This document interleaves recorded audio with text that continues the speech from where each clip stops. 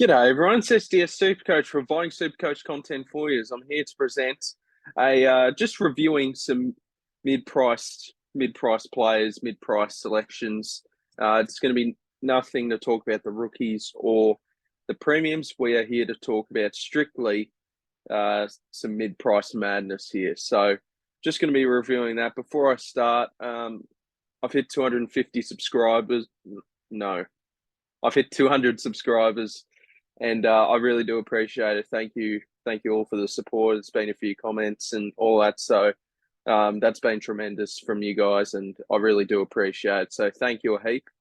And yeah, look, I'll be continuing to make content over the preseason, and yeah, we'll see how it goes. I haven't really got a structure for videos at the moment. I'm just thinking of ideas in my head and just going with it. So see how that goes. And a subscriber goal I want to hit. I remember I did say I wanted to hit 250 subs before round one, but considering all the support, and I've really been appreciating it. I would love to get to 300 subscribers before round one, before the first bounce of round one. I'd love to get to 300 subscribers. I mean, I've received, was it 40 plus subscribers in less than 2 weeks. So I think there's a chance that I can hit to 300. So I really would appreciate that, guys. So anyway, let's get straight into the video. I'm recording this on Tuesday. This will be released on the Wednesday. I don't know when, but I'll figure that out. And I'm going to record another video that's going to be out on Thursday. And these are going to be my last two videos of 2023. So I hope everyone had a great Christmas. Well, my last two videos until the start of 2023. So I hope everyone had a great Christmas and all that. So yeah, let's get into it anyways. I've been rambling on enough. So what would I consider a mid-price? Look, I'd say under 450Ks, but that's pretty generous still. But we can still review them. So let's go through each line. And I may as well pick my favourite mid-price madness options. So we'll see how we go. Lockie Weller's obviously out with an ACL for a little bit. And as well, I've got the fan on. I hope that it doesn't disrupt this audio too much. Liam Baker's an interesting one because, you can see the talent there, but it's just whether he can really, if he can elevate his game to the next level. But I do think we're going to see Jaden Short down back, I think, for this season. I was talking to SuperCoach Pro. He does expect that. And as well, you've got Daniel Rioli as well, so I think those two are mainly going to be the Seagulls down back. So might be tricky for Baker, but I do like Liam Baker. Zach Williams. Lord knows if his body can hold up. Bradley Hill's going to be back on a wing. Now, we probably can't check. I'd love to know what Bradley Hill's average was in 2018. I think he was an All-Australian. I don't think he was an All-Australian. He might have been an All-Australian 40. He might have been All-Australian in 2018. But that was clearly his best season on the wing. Ross Lyon coaching him. I'd be interested to see what his average was. Sorry, I haven't done my research here. I didn't know Billy Frampton was that expensive. My good gosh. Gee whiz. This is proper mid-price madness. Blake Hardwick, he did average pretty well in 2021. He obviously took a back seat there because of the amount of options that Hawthorn do have in that back line. So probably not one to consider. Christian Salem is probably one of my preferred options. I think he's certainly capable of being better than a 71 average. And hopefully with a fully healthy and fit pre-season, I think he could be on the watch list of a few super coaches out there. There are some real deep cuts, aren't there? Could Quaino take that next step? I'm not too sure.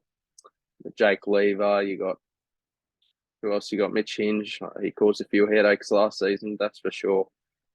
Dougal Howard, no. Budrick's done his ACL. Will Day's another one that's interesting because Willie, with the gap in that Hawthorn midfield, can he squeeze in? Because it's obviously the Hawthorn midfield, as we see it, is definitely not set in stone. So I think Will Day's one to keep in mind.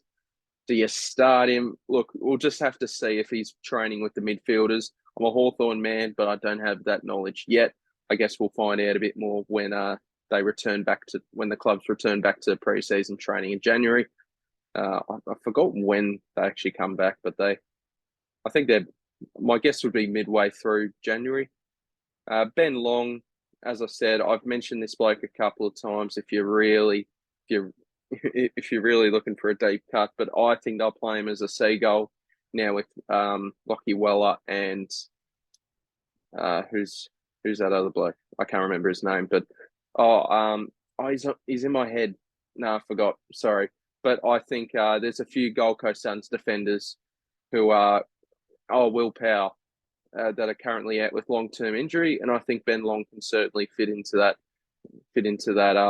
seagull role. But you've also got Brandon Ellis competing with him. Jermaine Jones is an interesting one because, maybe not, because I think Elliot Yeo is going to be looking to, I think Jermaine Jones has that capability of being a 90-plus scorer, but I just don't think it's his time at the minute. There's still a lot of still up in the air with the West Coast Eagles current setup in their best 22 as we speak. Connor Iden plays forward too much. Who else we got here? Tim O'Brien? Nope. Michael Hibbard? Nah. Jarman Impey, maybe, if he can go back on that half-back flank, but there's too many mouths to feed in that Hawthorn back line. Mitch McGovern, just not enough bang for your buck, in my opinion. Elliot Yeo, if he can get his body fully right, which, that's no guarantee at all, but I do think Elliot Yeo is one of the better mid-price options if you are currently looking for one. So I think he's one to keep an eye on if he has a fully healthy pre-season. Now, to be fair, I think I have already heard that he's got some sort of issue, but maybe I'm confusing him with Dom Sheed. But I think one of them is dealing with a complaint there. So, he's a talented bloke. On his day, he can certainly average 100, but we'll just have to see if that body holds up. Hugo Ralph Smith, maybe one to keep in mind as a half-back option, but actually maybe not. I think there's already a couple blokes from Richmond I've mentioned here that could take that spot. Josh Worrell, 328k, my goodness. There's a couple of blokes I'm just a little bit shocked by their price. It's hard to, interesting to see. So Hunter Clark, 315k. This is a big year in my opinion. I think this is the year where he's really got to take it to that next level. We can see the talent there. If he can have a fully healthy pre-season, he nearly left in the off-season to North Melbourne, but I think he wanted to leave, but he stayed put. St Kilda didn't trade him. So I think Hunter Clark needs to have a big year, pretty similar to Will Davey. He's got a couple less pre-seasons under the belt compared to Hunter Clark. So I think Hunter Clark, his time has to be pretty shortly. And I think if he can play in that midfield, he can certainly make a bit of coin there. Who else we got here?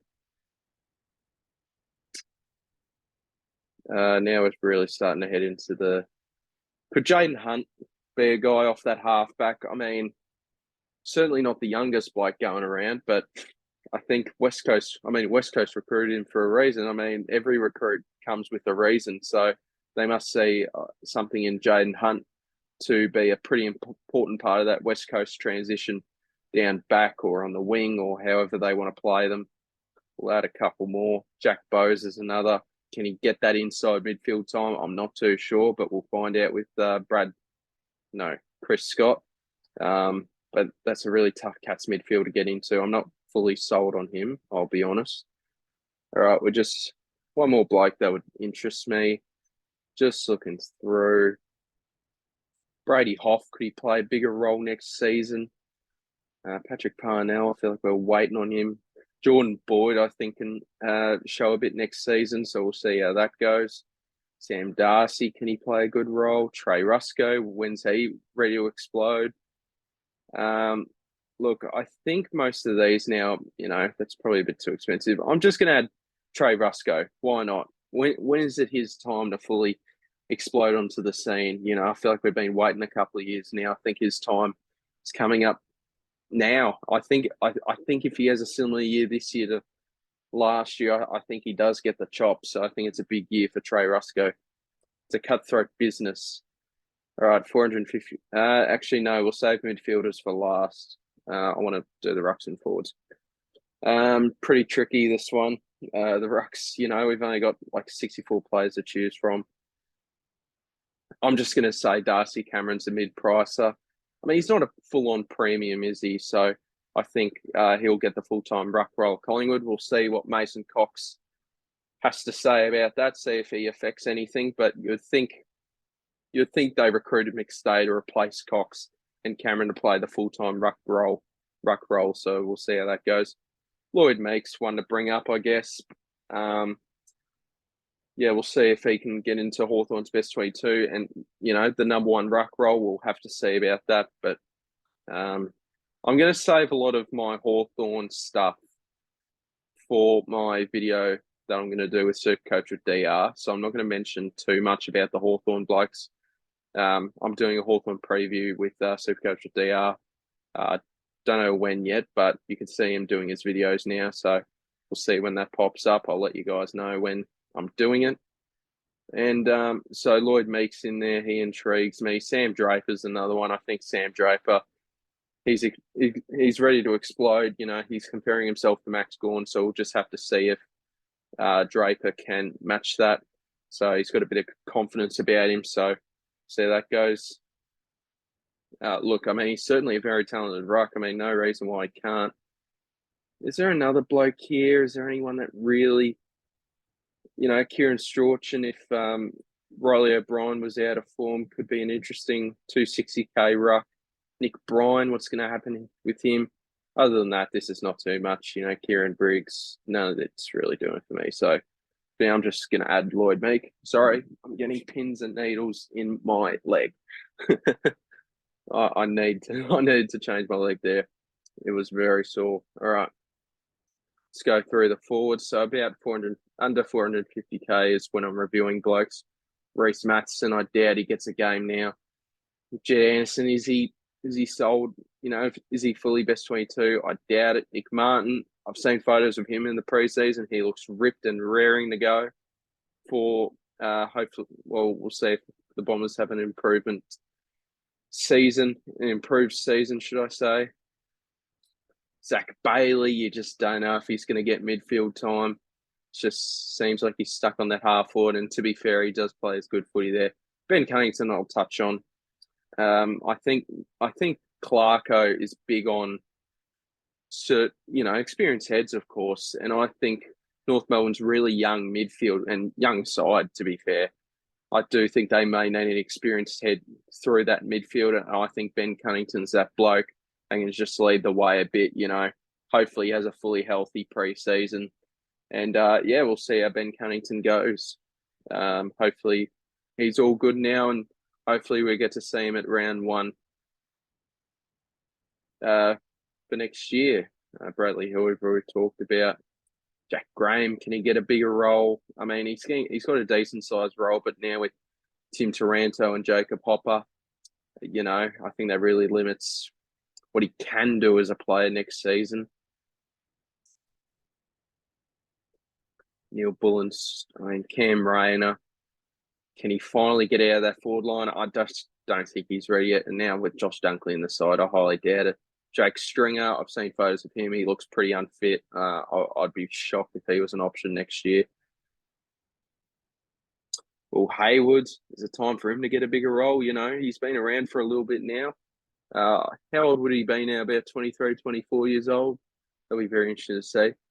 By the way, I'm recording this at 9:40 at night, so I have to say, you know, I'm not as enthusiastic as I usually am. Cosy Pickett's an interesting one. He's bulked up to play more in the midfield. I did have a conversation in my latest video with, in my latest video in the comments with a subscriber, and we kind of agreed that it's a bit hard for Cosy Pickett to really break in that midfield. But I think he can get, you know, the odd CBA here and there. So maybe we might get a slight increase in his price. Could get up to about 100K. Jack Lukosius is pretty interesting.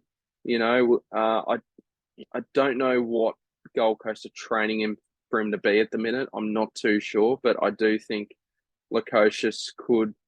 So if he gets moved back into defence, or is maybe they move Ben Long elsewhere and they move Lukosius back, because I think the reason they moved Lukosius forward was because Ben King did his ACL last year. So I think they moved him forward because of that. So could we expect him to move back? I think there's certainly a chance he could, because the only reason he played forward last year is because of no King. So we'll see how that goes. Jason Horne-Francis, will he get an interesting role for next year? Still a very young player, but now he's back home in South Australia. You'd think he's a lot happier now. So we'll see if that translates to good footy. But I think he had surgery. I just don't know on what. I believe it was it his foot or his knee? Something like that. I think it was lower body, and he had surgery. So actually, he's probably one not to consider then, considering, we don't know his status on his injury. So they're leaving the Port Adelaide supporters hanging out to dry there on Horne-Francis. What else we got here? Cottrell will play on the wing next year, you would think, even with Akers. Hoskin Elliott, no. Noah Bolter, no. Jack Hayes, he'll be getting a bit more game time next year. Apparently he's back up and running, but certainly not a super coach option. Tyler Zonzi, could he play more midfield time? Again, as I've said, it's hard with Taranto and Hopper now in the team. Nat Fyfe, obviously, is someone to talk about. He's looking fit as a fiddle, as always, each season. I always enjoy the off-season content, just fans getting so rowdy over how fit a certain bloke looks. Not like it's their job or anything, but I'll give credit where credit's due. Fyfe did look amazing, but can that body hold up? He's reaching near the end of his career. And does Freo want him to play in the midfield next year? I think for Freo, I think their midfield's just pretty well set, and I just think they could do with another forward target. And I think Fyfe does a fine job there. I don't think it sounds bad for a club legend, but I don't think there's a reason for him to be forcing himself into the midfield next year and saying, "Oh yeah, I'll be back in the midfield." I think Freo are just such a high at the moment, getting Luke Jackson, winning a final, getting to the semi-final. They really had that proper breakout season. I just don't think Fyfe should be charging his way to have it his way. Whatever's working, you keep going with it. Who else we got here? Really reaching some deep cuts now. Could Jack Martin stay injury-free? Lord knows. Taron Thomas is certainly one to talk about. I think I saw somewhere or heard somewhere where he was going to play off the half-back next year, which is pretty interesting. And apparently he's getting on really well with Alistair Clarkson, so that's fantastic. And I think Clarko's certainly a bloke to get the best out of someone like Taron Thomas, a bloke who's just looking for a direction in his footy. And I think Clarko can really stamp down some authority on a lot of North Melbourne blokes that sort of need that authority, but especially on Taron Thomas. He went through a difficult time last year, but he's certainly better than a 53 average. We've seen the talent there. Just a couple more that will add. Could Connor McDonald play full-time mid? Guess we'll have to see. I'll talk about that more on the video at DR. Darcy Tucker, I think he's injured at the minute, so I'd rub him out. Ollie Henry at 270 doesn't seem disastrous. There's certainly a couple of... look, I'm going to finish it on Sam Flanders, I reckon. I'm hearing a little bit of hype about Sam Flanders. Could he Could he take that next step? You know, there's been a little bit of hype around him, and I've been hearing a few murmurs and seen a few people picking him. I just thought I'd give my 2 cents. Is he going to play? I should have read a bit more about why there's been a lot of hype about Sam Flanders. Can you let me know in the comments down below why? But I think Flanders, I still think there's a spot or two up for grabs in that Gold Coast midfield rotation. You've got Miller, Rao, Anderson. I'm definitely forgetting another bloke, but there is certainly another bloke. But I think if you could have maybe a 50-50 split with Flanders, 50% in the guts, 50% off half forward, that sort of thing, I think that'd be very good for his footy. All right, now in the midfield. Let's see how we do in the midfield. So we'll get under 450. There we go. I don't think I'll spend too much time. I feel like this video has been going for quite some time, so I'll speed this up a bit more. Paul Seedsman, we just don't know what his status is with that concussion, Rory Sloane, I just don't think he'll have a good enough role, in my opinion. Lockie Hunter, I think, can do better than 71. So, in new environment, I think the Dogs' culture at the minute for me is a bit questionable. So I think I'll be very interested to see how Lockie Hunter does, and what type of role he plays. I don't remember who said this to me. No, it might have been the comment from the previous video. I think Lockie Hunter might play as a small defender. Now, he didn't say whether if he was going to play a one-on-one defensive small defender role or, be a carrier off the half-back or whatnot. So we'll have to see how that plays out. Jack Ross, there's not going to be much opportunity for him. Connor Nash, I think I'm expecting a similar season for him. Max Holmes, apparently he's meant to be the next big thing footy according to Danger, but we'll see how that goes. There's not many clubs out there that you could doubt their ability to develop players. Geelong and Sydney are the main two where you're pretty confident on how they run things in terms of development at the club. Josh Ward, can he break into that midfield rotation? Well, he has broken into it. Can he make it full time? That's very interesting to see. I'll just add Horn Francis because I guess that price. Actually, no, I won't because I just see Will Setterfield.